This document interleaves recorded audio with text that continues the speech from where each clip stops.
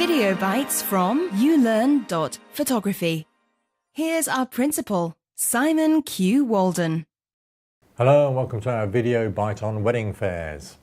And specifically, as a photographer, a wedding photographer, should I present, should I be present as a vendor at a wedding fair? I'm going to caveat by saying that this is about UK wedding fairs. I don't really know how they work in other countries. So the classic setup here in the UK is a wedding venue will have a wedding fair, basically principally for them. It's an open day to sell their wedding venue. But as part of getting punters in through the door, they'll have a number of vendors, maybe 20, 30, 40 vendors dealing in wedding dresses, flowers, cakes, photography, etc. There's usually a fairly low charge to be a vendor, maybe £100 or £200. It can be a bit more expensive in more specialised or more market events. And actually, once you've got over your cost of setup, that sort of cost is relatively low. You have got a setup cost. You will need to put together some kind of display stand with prints. You'll need sample albums, you'll need brochures and probably some other bits and pieces as well. So you've got an upfront cost that you'll spread across all the wedding fairs and a relatively low cost per individual fair. Although you can say goodbye to your Sundays during the season, you can almost find a wedding fair every day of every weekend. That will have an impact upon your weekend time. So what are the pluses? Well, the pluses you really hope for is you're going to take bookings. And one booking should more than pay for your attendance at the wedding fair. If it doesn't, you've got other problems. Either the wedding fair is extremely expensive or your pricing system is completely out of whack. But one booking should more than cover the cost of a wedding fair. But even if you don't get bookings, and sometimes you won't, it does give you a great opportunity to get direct feedback with potential clients and also non-potential clients. Now, first of all, you get a bunch of tire kickers. They're just, it's a day out for them. But even there, it pays to be polite. You never know when they're going to come back as a buyer, and it's still worth listening to what they have to say. But it's those clients, and I think the ones you're really concerned about are those that actually turn you down. And it might be, listen to what they're saying. What are their objections?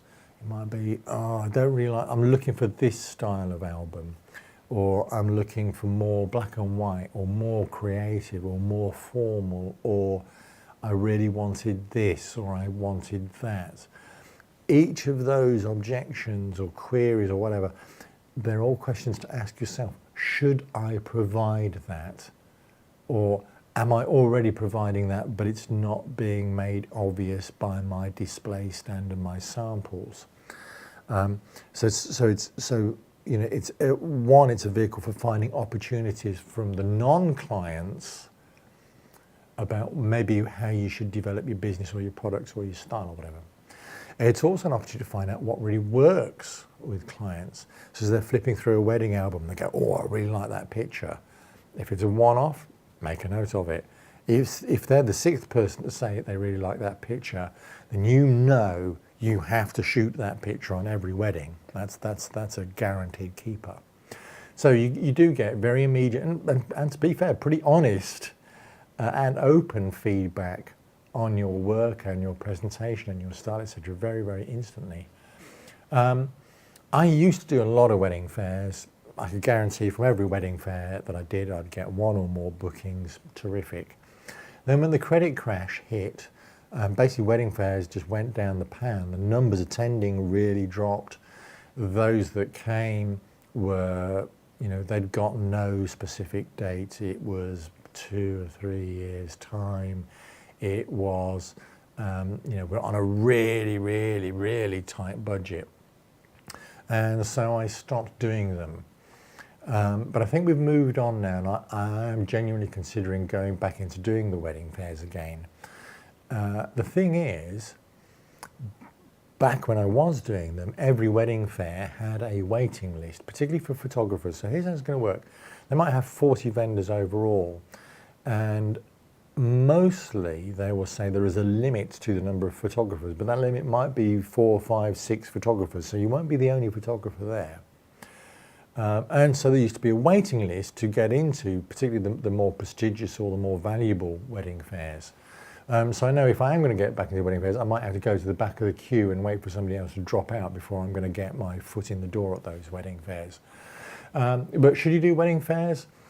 Yes, if you think you can cost effectively prepare your stand and your sample materials and so on, then I think they're well worth doing. Even if you never took a booking, it's worth doing for a year just for the feedback alone.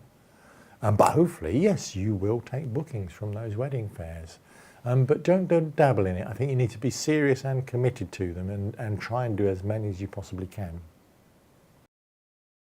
Subscribe now for regular tips and updates. To find out more, go to ulearn.photography.